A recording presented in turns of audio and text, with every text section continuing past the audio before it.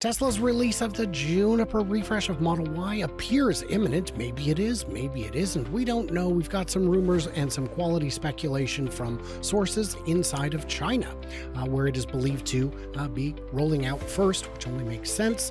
We're going to discuss those rumors, what the car will definitely have, what the car probably will not have, and all that. I'm Brian. Welcome to Futuraza. And I'm joined by Herbert, who has been following the Juniper story very closely for probably since the beginning, since the very first rumors came out. We saw these rumors come out. Oh, what do you make of them? How much credibility do you suspect is here? I think very high. I mean, there are certainly rumors. Tesla themselves has not confirmed them, but they are reports coming directly from Chinese news media. And what they said was that Tesla Chan does a fantastic job of always, whenever he sees something in a Chinese news media, he reports it on X. And he said that they called it closed loop. I think they're meaning to say that it stayed within the factory. They're not going to let anybody know how it's working. But I think it's very high. We know that Model Y refresh is going to be happening by next year, very likely early part of next year. So this is pretty strong for me that this is happening for sure. I'm going to agree. I think the timing is about right. If they're getting validation builds at this point, that would mean they could literally release them right at the beginning of January in sizable number while continuing to produce legacy Model Y in the interim. Now, it's interesting on this article, there's some things that are wrong on this. They're talking about the long wheelbase variant because they, for some reason, think that the 3-row version has a longer wheelbase. It does not. And I would also ask you real quick while we're here, is this what it's going to look like? No, I don't think so. This is a fake photo, a completely fake photo. But you probably have the rendering that what it might look like. It's adopting the back we've got the spy shots. Let's see them. And it's this one wants to know, do you think it'll be more expensive? No. I think it'll follow what they did with the refresh. Yeah. And then getting to this one here, this has some actual shots in it. Yeah. So you can see some actual things going on. So let's talk about some of the speculation. Things I wanted to talk about. There are a lot of people who are thinking, oh, this is going to have XYZ. And in some cases that XYZ is, we talked about cyber appearance. Why do you think it will not be a cyber version? Well, it's what kind of cyber version you're talking about, right? Like it's not the render we saw. Oh, yeah. I do think it's not going to be like that, but it's going to adopt. Okay, so you saw the red brake lights spanning the whole thing, right? Mm-hmm. That's going to look fantastic, by the way. And I've been saying this recently that is going to drive upgrades. Because right now, when you see the Model 3 refresh, there's changes. Of course, the car looks different, but honestly, it's really hard to know. You got to take a little bit of time for only people who know in the know. But in the back, the only way you know is when the words Tesla letters are spelled out versus the logo. Here, this is going to be so clear. This is the new Model Y. And so people want the new Model Y versus the old Model Y. I think it's going to be good. The other thing that they showed was actually the front lights. It's going to look much like a cyber cab. So there are going to be things like that they're going to start moving towards. Cyber inspired is more likely. I don't think it's going to be like this whole, edge kind of thing. It's really much like I'm expecting it to be similar to the Model 3 refresh, what they did to the Model 3. Made it sportier, made it look so much better. And then they upgraded 50% of the parts. Like a lot of the changes will be inside as well. And I think that's what's going to happen. They're going to reuse a lot of those changes that you saw in the Model 3 to the Model Y. But it's going to look awesome. But yeah, it's going to be cyber inspired, not Cybertruck like. I would agree with all of that. I did find a picture that purports to be what we're getting, and it is this. Oh. And that it's got the 3 style headlights and Y style everything else. Now, another speculation is 48 volt. They're going to do 48 volt on this. Just a second. I've seen a different front end though. The front is going to could look more like the cyber cab that we saw, with that Do you light think it would look that goes right well? across. I have seen the light too, Mhm. but I have not seen compelling evidence that it would have it. Like the one on the This left there. one, like Yeah. this guy. Yeah. Yeah. So let's try Yeah. that. And we have no evidence at all. Zero evidence. But it makes sense if that's where they're going to go towards for the cyber cab. Maybe they'll do that. It looks great. It looks so awesome. So I hope they do. It does. I don't know if it would be too much like Lucid at that point, but we will find out. 48 volt. Do you think that's coming? For sure. Really? Oh, wait. 48 volt instead of 12 volt. Okay, no, I don't. That one's a toss-up. It's a toss-up, right? Because it's going to be on the same production line with some unboxed models put into it. It would make sense that they eventually go 48 volt, but it's a toss-up. Okay, here's the reason why, right? Model Y is the #1 best-selling vehicle for Tesla. They can't screw this up. Mm-hmm. They cannot screw this up, right? It can't do what they did with the Model 3, where it took a whole year for them to produce it on Fremont. So they were able to get it out in China. It took them a long time before they got it out in Fremont. They can't do that, right? This is something that they need to release as soon as possible, worldwide, and they can't screw this up. This is their #1 sales. So for me, I would think that they already have experience with the Model 3. So they're going to just do everything they've done in the Model 3 on the insides and then do that for the Model Y. If they introduce something big. Now, the only reason as a toss-up is because, 48 volts is being tested with a Cybertruck. A lot of things they're doing with the Cybertruck, they will be using for the compact car. And so maybe, but if I were them, I would not attempt to do it now. I'm going to say they won't, because parts commonality is critical to driving down cost and simplifying production time. If you've got two sets, especially if you've got two sets of parts and they all look kind of the same, the risk of intermixing them is too great.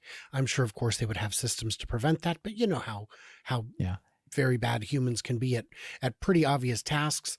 So I think they're going to, in order to, and that's my answer for this cyber inspired design. I don't think it's going to be a radical departure. I think it's just going to be the same car, but much better. Cuter. So, much more sportier.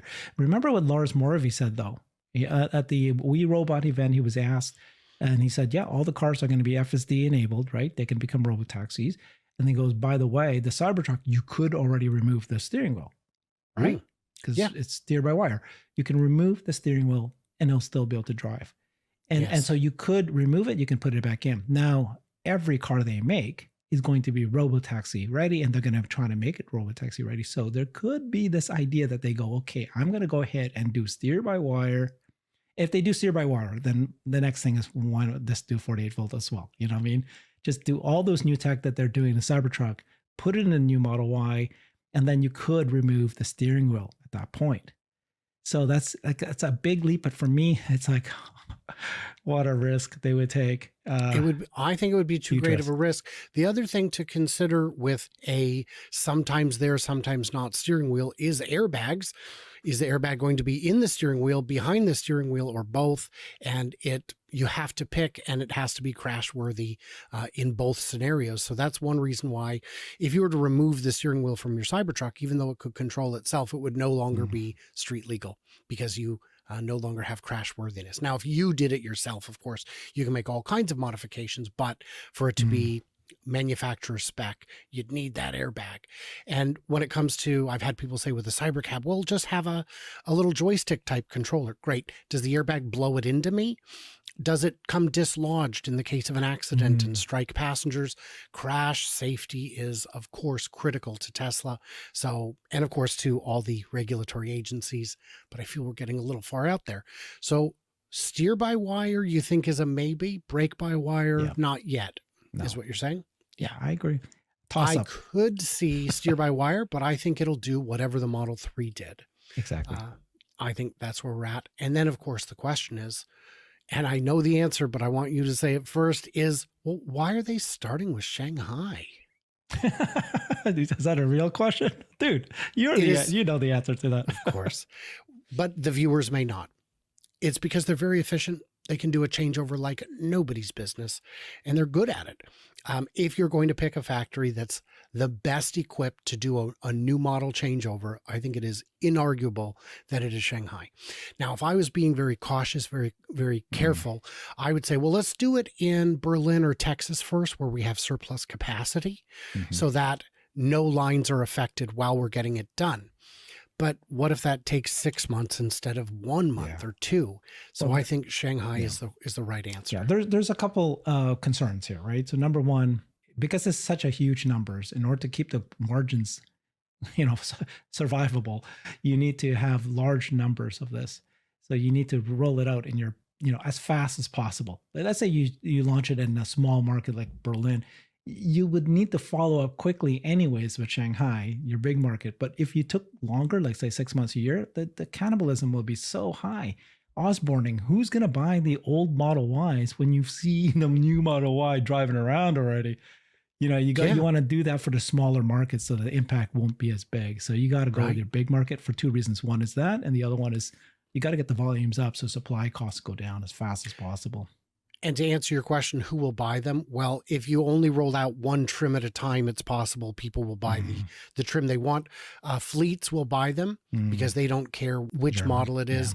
And then, of course, you've got buyers who are looking for deep incentives, which hurts the margin. We'd prefer to avoid that as much as possible.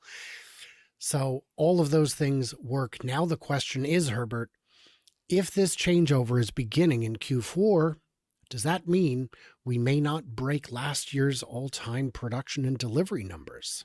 Yeah, we're already awfully close. I'm still believing that Tesla's going to do everything they can to at least be a few vehicles ahead of last year, right? They can't be under it. It's a psychological miss.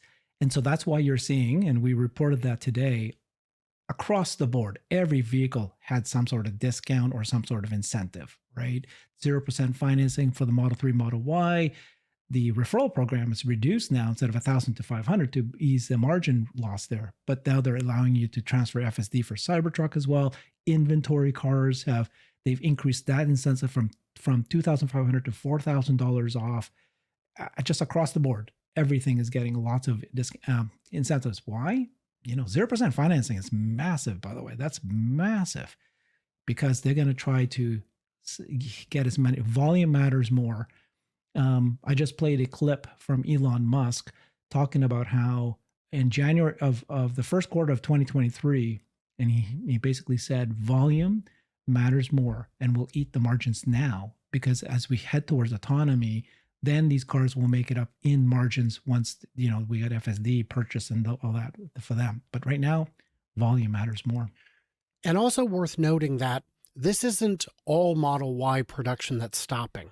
Of the 4 factories that make it, it is one part of one factory. It's not all of Shanghai, it's part of Shanghai, which is the most productive factory, but Berlin and Texas and Fremont will continue going at full steam, and Shanghai will continue going at least half, if not 2/3 steam.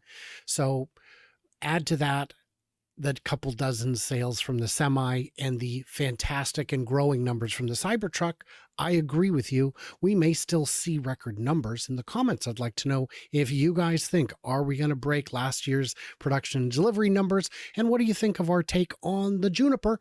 Everybody else, like, subscribe, do what you do. Stay tuned and juicy. And I cannot wait to hear from you clever robots when we hang out over on Brighter with Herbert.